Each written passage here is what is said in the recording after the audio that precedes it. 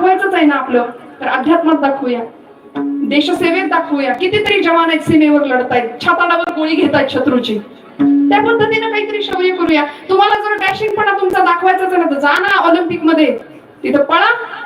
मनू भाकर नावाची आमची जागतिक स्तराची कुस्तीपटू, मल्लयोद्धा, सगळं श्रेय भगवद्गीतेला देते. यंदाच्या ऑलिम्पिक मधली विजेती आपली भारताची कुस्तीपटू असलेली मनू भाकर, ती म्हणते माझं सगळं श्रेय विजयाचं मी भगवद्गीतेला देते, कारण भगवद्गीता वाचली म्हणून मला यश मिळालं, मी सगळे मेडल माझ्या भगवद्गीतेला देते.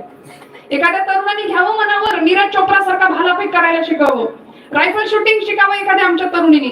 नको त्या गोष्टींच्या आहारी खरंच न जाता आज प्रचंड मोठ्या प्रमाणावर जर घाला धर्मावरती आमच्या येतोय ना, तर आम्हाला सावध राहावं लागेल. महिषासुर मर्दिनी काय द्यायचंय भगवंताला? मने सहित वाचा काया, वाणीनी अशी पवित्र वाणी आमची बनू द्या की तिला मंत्राचा स्पर्श असू द्या, श्रद्धा युक्त अंतःकरण असू द्या. पण आम्ही नवरात्र आलं की आमचा महिला वर्ग गाथा सप्तशती वाचत नाही, पारायण करत नाही. आज कुठला रंग आणि उद्या कुठला रंग, याच्यामध्ये आम्ही इतके दंग होऊन जातो की ते 9 दिवसाचे 9 आता फिरेलच बघा मेसेज. गणपती गेले की तो व्हॉट्सअपवर मेसेज येणार 100%. तो कोणी शोधून काढलाय ते माहिती नाही. खरं तर असं कुठल्याही शास्त्रात पुराणात लिहिलेलं नाहीये की अमुक दिवशी देवीनं अमुक रंगाची साडी नेसली होती, मला माफ करा. आणि असेल तर माझ्या ज्ञानात भर पडेल, मला येऊन दाखवा की असं असं लिहिलंय इथे कुठेतरी. कुठेच नाही लिहिलं. अजिबात अट्टहास करू नका. ती देवी 9 दिवस नवरात्र महिषासुराचा वध निपात करण्याकरता रात्रंदिवस अविश्रांत मेहनत करत होती. तिच्या पायात चप्पल नव्हती, अन्न पाणी नाही, तिला झोप नाही, विश्रांती नाही, निद्रा नाही. तिला कुठे नटायला रंगाच्या साड्या नेसायला वेळ आहे? बर, संस्कृतीचं सांभाळ करून उत्तम शृंगार करायला माझा काहीच विरोध नाही. उलट ती आमची संस्कृती आहे, छान सांभाळली पाहिजे. आम्ही छान उत्तम सांभाळली पाहिजे. आरतीला उभं राहताना तरी केस बांधावेत की नाही आमच्या तरुण मुलींनी?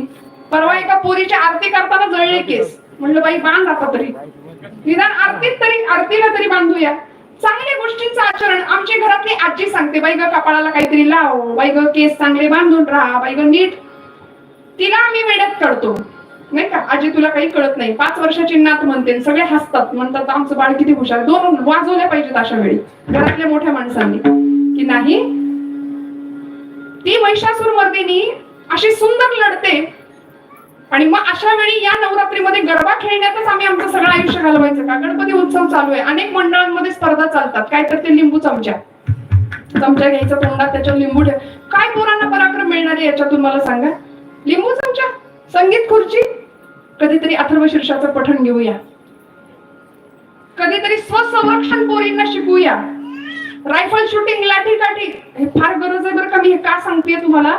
आता आपल्या उंबऱ्यापर्यंत हे संकट आलं नाही म्हणून आपण निश्चिंत आहोत. हे संकट आजूबाजूला गुंगावत आहे. आमच्या कितीतरी पोरी लव जिहादच्या नावाखाली कितीतरी या जिहादला बळी पडतायत, धर्मांतरण करतायत.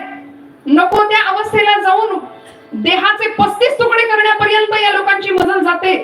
मग आम्हाला सावध राहावं लागेल. आमच्या उंबऱ्यापर्यंत हे संकट येईल. आपल्या पिढ्या सरल्या पुढे, आता पुढच्या पिढीचं इतकं भयान भीषण आहे परिस्थिती. जर आम्ही वेळीच नाही ना सावध झालो तर रात्री गळ्यावरनं तलवारी फिरतील, इतकी वाईट. हिंदूंना पाय ठेवायला जागा नाही राहणार भारतभूमीमध्ये, पाय ठेवायला जागा नाही राहणार. सगळा लँड जिहाद चाललाय त्यांचा, सगळ्या जमिनी जप्त करायचं काम चालू आहे. सावध होऊया. कथा कीर्तन प्रवचनाच्या माध्यमातून काय केलं होती? आई गिरी नंदिनी नंदित मेदिनी विश्व विनोदिनी नंदनुते गिरिवर विंध्य शिरोधिनी वासिनी विष्णु विलासिनी विष्णुनुते भगवती हेशिनी कंठ कुटुंबिनी भूरि कुटुंबिनी भूरि कृते जय जय हे महिषासुर मर्दिनी रम्यक पर्दिनी शैलसुते जय जय हे महिषासुर मर्दिनी रम्यक पर्दिनी शैलसुते सुरवर वर्षिणी दुर्धर धर्षिणी दुर्मुख वर्षिणी हर्षरते त्रिभुवन पोषिणी शंकर पोषिणी किल्बिष पोषिणी घोषरते धनुजनि रोषिणी त्रिसुत रोषिणी दुर्मत शोषिणी सिंधु सुते जय जय हे महिषासुर मर्दिनी रम्यक पर्दिनी शैलसुते जय जय हे महिषासुर मर्दिनी रम्यक पर्दिनी शैलसुते.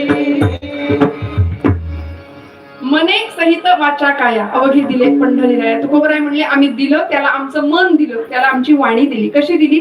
बोलावा विठ्ठल. आम्ही जे जे बोललो ना ते त्याच्या संदर्भातच बोललो.